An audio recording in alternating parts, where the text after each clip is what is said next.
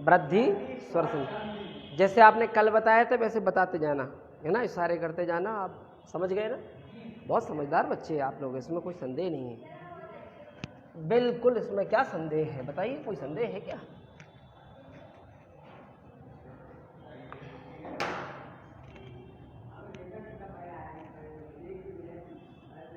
तो आज अपन पढ़ते हैं वृद्धि स्वर संधि। चलिए, पुस्तक के आधार पर जैसे हम प्रतिदिन एक नियम देखते हैं, उसी प्रकार पुस्तक के आधार पर नियम पढ़ते हैं। ठीक है? तो वृद्धि स्वर संधि का नियम है,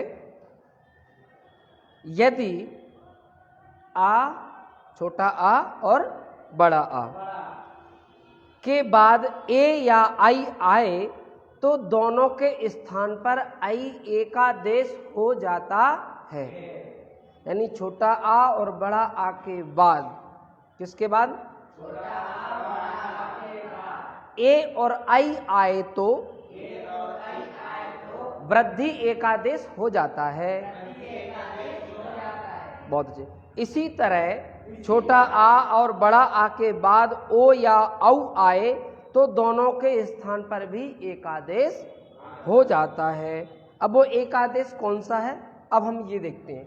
तो सबसे पहले हमको क्या करना चाहिए, कोई भी जैसे संधि है, चाहे वो स्वर संधि हो, चाहे जन दीर्घ संधि हो, गुण संधि हो, वृद्धि संधि हो, आज हमारा तीसरा दिवस है ये संधियों का। तो उसका पहले हमको क्या बना लेना चाहिए, सूत्र पाठ बना लेना चाहिए, है ना। सूत्रों का किस तरह से, सूत्र मतलब एक समझाइश, वो संस्कृत वाले सूत्र अलग हैं, वृद्धि रेची, वृद्धि राधई, वो अलग सूत्र है। उन सूत्रों पे हम आपको नहीं ले जाएंगे क्योंकि हिंदी माध्यम है, तो अपन हिंदी माध्यम से ही पढ़ेंगे। संस्कृत सूत्र भी पढ़ा सकते हैं, लेकिन यहाँ पर अभी आवश्यकता नहीं है। तो सबसे पहले वो कह रहा है प्लस के आगे छोटा आ अथवा बड़ा आ, है ना, हो, और प्लस के पीछे ए अथवा आई हो तो दोनों को मिलाकर एक आदेश हो जाएगा, मतलब आई आदेश हो जाएगा। अच्छा, एक आदेश शब्द का अर्थ क्या है? एक का आदेश, दो के स्थान पर दो को हटाकर एक को बिठाना। जैसे हमने आपको आदेश दिया बेटा खड़े हो जाओ, तो आप खड़े हो गए, चलो आप दोनों यहाँ से हट जाइए, आप दोनों वहाँ से हट गए, और वहाँ पे कह दिया पवन तुम बैठ जाओ, एक को बिठा दिया और दो को हटा दिया, ये होता है आदेश। हम ये आदेश वगैरह सब पढ़ चुके हैं। ठीक है? तो प्लस के आगे आ होना चाहिए, यही बात किसने कही थी? दीर्घ संधि ने। यही बात किसने कही थी? गुण संधि ने। और यही बात कौन कह रहा है? अब तीनों में अंतर क्या आ रहा है? दीर्घ संधि कहती है प्लस के आगे और प्लस के पीछे समान स्वर होना चाहिए। क्या होना चाहिए? समान स्वर माने एक जैसे। अगर प्लस के आगे आ है तो प्लस के पीछे भी आ हो, ये हो गई दीर्घ संधि।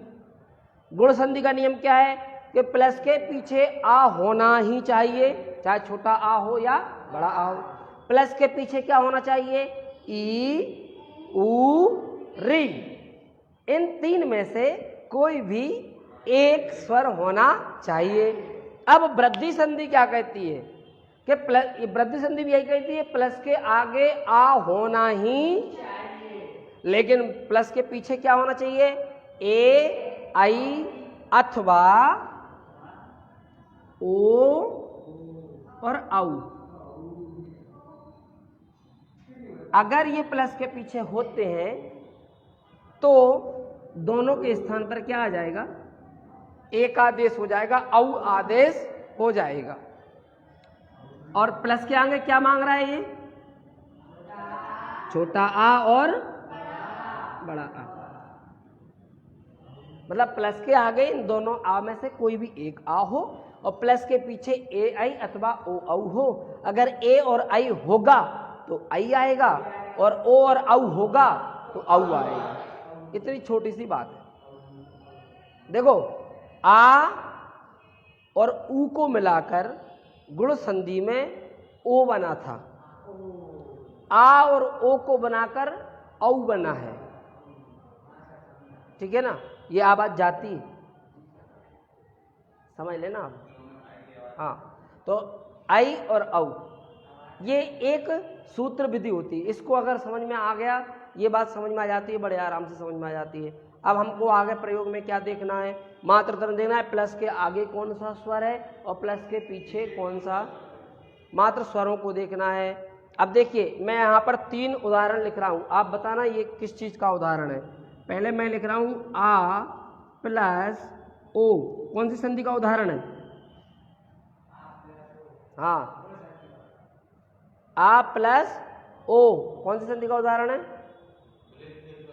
वृद्धि स्वर संधि का। ये लिखा तो है भाई मेरे, आ और ओ। बेटा यही तो बात है ना, ध्यान दो थोड़ा सा, केवल आ ओ करते रहोगे तो नहीं आएगा। चलिए अगला उदाहरण मैं पूछता हूं, आ प्लस ऊ किस संधि का उदाहरण है? गुण संधि का। बहुत अच्छे। अब मैं पूछ लेता हूं ऊ प्लस ऊ किसका उदाहरण है? दीर्घ स्वर संधि का। बहुत अच्छे, ये हुई ना बात। बहुत अच्छा पढ़ रहे हैं बच्चा आप, वेरी गुड, अति उत्तमम शोभनम बहुसम्यक। कितनी उपाधियां दे तुमको। ये हुई ना बात कि प्लस के आगे और पीछे एक जैसे स्वर हैं तो दीर्घ संधि, प्लस के आगे आ है लेकिन प्लस के पीछे ई ऊ और री, इन 3 में से कोई भी आए तो गुण संधि, और प्लस के आगे आ ये भी कहती है वृद्धि संधि, प्लस के पीछे ए आई या ओ औ, इनमें से कोई सा भी हो तो वृद्धि स्वर संधि का नियम लागू हो जाता है। इतनी छोटी सी बात है। अब इसमें अपन उदाहरण से देखते हैं। ठीक है, तो उदाहरण में कहाँ चलते हैं बताओ, वहां उस पहला उदाहरण बोलो कौन सा है?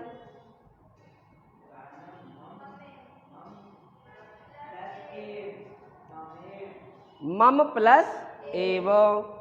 तो देखिए ये हो गया मम, यहां लिख लेते हैं मम प्लस एव। अब आपको यहां पर दिख रहा होगा प्लस के आगे कौन सा स्वर है?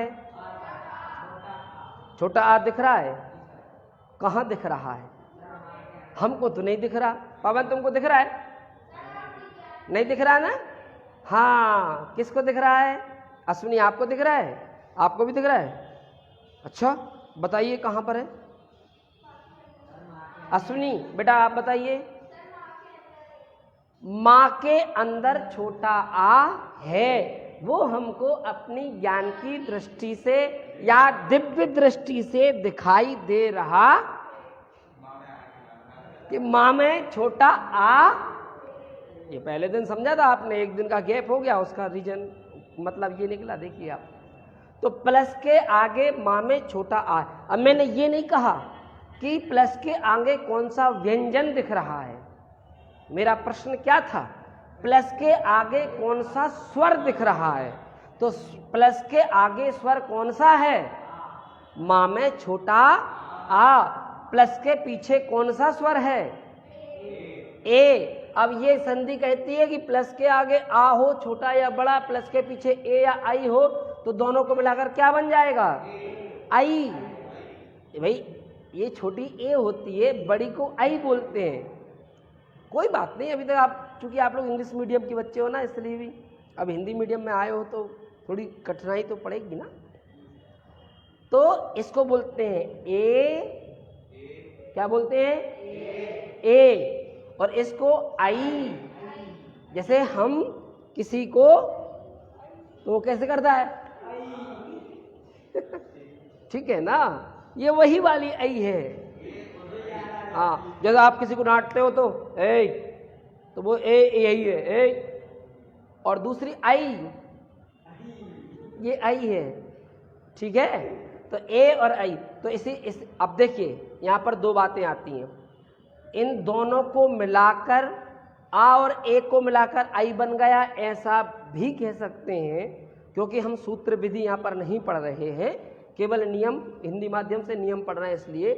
या ऐसा भी कह सकते हैं इन दोनों को हटाकर ऐ आदेश हो जाता है, ऐ आ जाती है। जैसे माँ में जो छोटा आ है उसको हम यहाँ पर लिख लेते हैं प्लस का प्लस, और ये वाली ए यहाँ पर लिख लेते हैं। इधर क्या बचा? जोर से बोलो, वाह। इधर क्या बचा?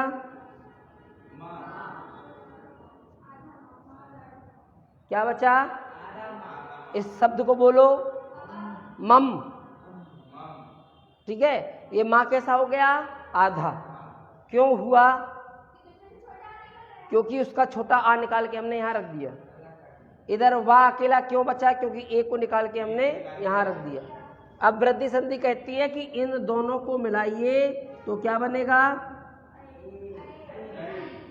आई बन जाएगी, आई की मात्रा है, दिख रही है आई? बहुत अच्छे। तो इसमें यहाँ पर यहाँ लिख देंगे हम मम का मम, आई प्लस वाह।